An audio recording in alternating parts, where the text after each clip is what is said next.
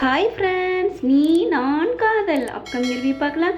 ராகவ் கொஞ்சம் செமத்தியாக கொஞ்சம் அதிகமாகவே திட்டி விடுறாங்க அக்கா அஞ்சலியை. என் கல்யாண விஷயத்தில் தலையிடுறதுக்கு யாருக்குமே உரிமை இல்லை, என் கல்யாணத்தை பண்ணி வைக்கிறதுக்கு நீங்கள் யார் அப்படிங்கிற மாதிரி கொஞ்சம் ஓவராகவே பேசிடுறாங்க. டென்ஷனில் அவி மேலே உள்ள டென்ஷனில் பார்த்தீங்கன்னா பாசத்தையே கொட்டி வளர்க்குற அக்கா தம்பி இப்படி சொல்லிட்டானே அப்படின்னு சொல்லி செமத்தியாக கோவமாக ஓடி போய் கதவை சாத்திக்கிறாங்க. பார்த்தீங்கன்னா எல்லாரும் வந்து கதவை தட்டுறாங்க. அபிமா அவங்க பார்த்தீங்கன்னா அம்மான்னு கத்துறாங்க, எல்லாம் தட்டுறாங்க, திறக்கவே மாட்டேங்கிறாங்க. நீங்கள் போங்க அப்படிங்கிற மாதிரி சொல்லிடுறாங்க. அதுக்கப்புறம் எனக்கு கோவம் தெரிந்தால் வந்துக்கிறேன் அப்படின்னு சொல்லிடுறாங்களா. அப்புறம் எல்லாரும் போயிடுறாங்க.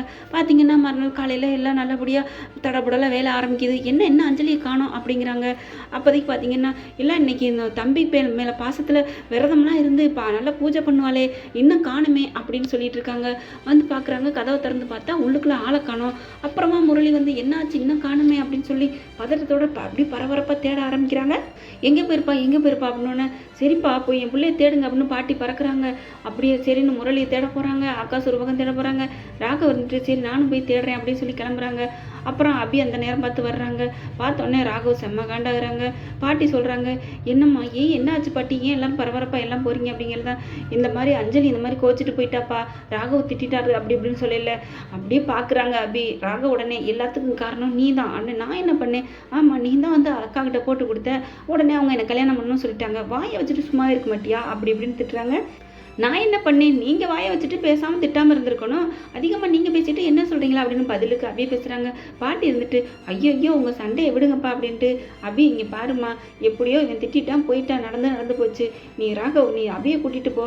ஐயோ இவ எதுக்கு பாட்டி, இதுவெல்லாம் வேண்டாம் அப்படிங்கிறாங்க. இல்லைப்பா அவளுக்கு கொஞ்சம் தெரியும், அஞ்சலி பிடிக்கும் அபிக்கு, அபியை வந்து அஞ்சலிக்கு பிடிச்சதுனால நீ கூப்பிட்டாலும் வரமாட்டா, கோவமாக இருக்கிறா, அபி கூப்பிட்டா கண்டிப்பாக வருவா, நீ தேடி கண்டுபிடிச்சாலும் வரணும்ல வீட்டுக்கு அப்படின்னு சொல்கிறாங்க. பாட்டி சொல்கிறது ஓரளவுக்கு நல்லது தான், கரெக்டாக தான் தெரியுது அப்படின்னு நினைக்கிறாங்க ராகவ். அதை விட பாட்டி சொன்னால் தட்ட மாட்டார் இல்லையா, அதனால சரின்னு சொல்லி கூப்பிட்றாங்க. அபியும் சரின்னு சொல்லிட்டு கிளம்புறாங்க. தேடுறாங்க, ஒவ்வொரு இடமா தேடிட்டு இருக்காங்க. அதுக்கப்புறம் அபி சொல்கிறாங்க, இந்த ஒரு கோயிலுக்கு போங்க, அங்கே தான் இருப்பாங்க. நீ என்ன லூசா, எப்படி கரெக்டாக அங்கே தான் போயிருப்பான்னு கண்டுபிடிக்கிற.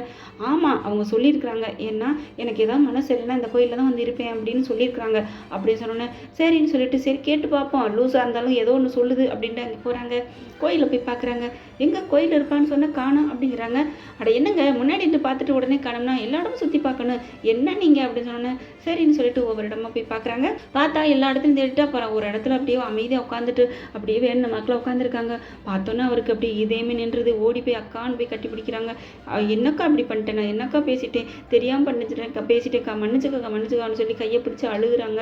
நான் ஏதோ ஒரு கல்யாணம் பண்ணுன்னு சொன்னீங்களா, கல்யாணங்கிறது எனக்கு வாழ்க்கையிலே இல்லைன்னு உங்களுக்கு தெரியாதக்கா, நான் எவ்வளோ கஷ்டப்பட்டுக்கிட்டு இருக்கேன், நான் ஏதோ உங்களுக்காக உயிர் வாழ்ந்துட்டு இருக்கேன், என்ன போய் கல்யாணம் பண்ண சொல்லாமாக்கா அப்படின்னு சொல்லி கண்ணீர் விட்டு அழுது அழகாத குறையா சொல்கிறாங்க. அக்கா இருந்துட்டு நான் ஏன்டா உன்னை கோவிக்க போறேன், உன்னெல்லாம் நான் கோவிக்கலடா, நான் வாழ்றதே உனக்காகத்தாண்டா அப்படின்னு அக்கா சொல்கிறாங்க. அப்படியே சொல்லிட்டு இருக்கையில ரெண்டு பேரும் அப்படி மனசு மாதிரி ஒரு இதாகிறாங்க, மெல்ட் ஆகுறாங்க. அதுக்கப்புறம் எனக்கு மனசு சரியில்லடா, அதாண்டா நீங்கள் வந்து உட்காந்துட்டேன் அப்படிங்கிறாங்க. வாக்கா வீட்டுக்கு போ அப்படிங்கல. இல்லைடா எனக்கு கொஞ்சம் மனசு ஒரு மாதிரியா இருக்குது அப்படிங்கல. அபி அங்கே வர்றாங்க. அபியை பார்த்தோன்னே என்ன அபி நீ வந்திருக்க அப்படின்னு. ஆமாம் நானும் தான் உங்களை தேடி வந்தேன்க்கா, அபி தான் அக்கா இங்கே சொன்னா நீங்கள் இங்கே இருப்பீன்னு அப்படின்னு ராகவ் சொல்கிறாங்க. அதுக்கப்புறம் உங்கள் மேலே எவ்வளோ துடிச்சு போயிட்டாங்க தெரியுமா, பாசம் வச்சுருக்காங்க, நீங்கள் ஏன்க்கா அப்படி வந்துட்டீங்க அப்படின்னு கேட்குறாங்க. அபி இல்லை அபி மனசு சரியில்லை அதான் அப்படி வந்துட்டேன் அப்படிங்கிறாங்க. பரவாயில்ல நீங்கள் கிளம்புங்க அப்படின்னு சொல்லி அபி சொன்னோன்னே கிளம்புறாங்க.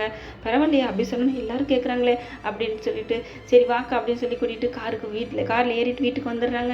வீட்டுக்கு வந்தோன்னே பாட்டி அப்படியே அஞ்சலியை பார்த்தோன்னா கட்டி பிடிச்சிக்கிறாங்க. ஏமா வீட்டை விட்டு போனேன் அப்படிங்கிறாங்க. இல்லை பாட்டி எனக்கு மனசு சரியில்லாதான் போனேன் அப்படிங்கிறாங்க.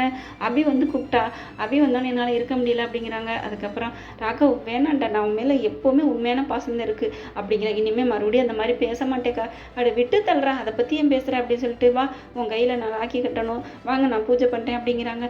நல்லபடியாக சந்தோஷமாக இருக்காங்க. அபியை பார்த்து நீ ரொம்ப நல்லது பண்ணம்மா அப்படின்னு சொல்லிட்டு அபியை ரொம்பவே தலைமையில தூக்கி வைக்காத குறைய கொஞ்சிறாங்க பாட்டி.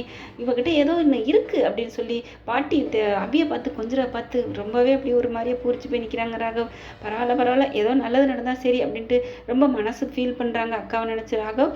ஓகே ஃப்ரெண்ட்ஸ் பார்க்கலாம் என்ன நடக்குதுன்னு. உங்கள் பொண்ணான கையால் ஒரு லைக்கை போட்டு சப்ஸ்கிரைப் பண்ணுங்க. Thank you friends.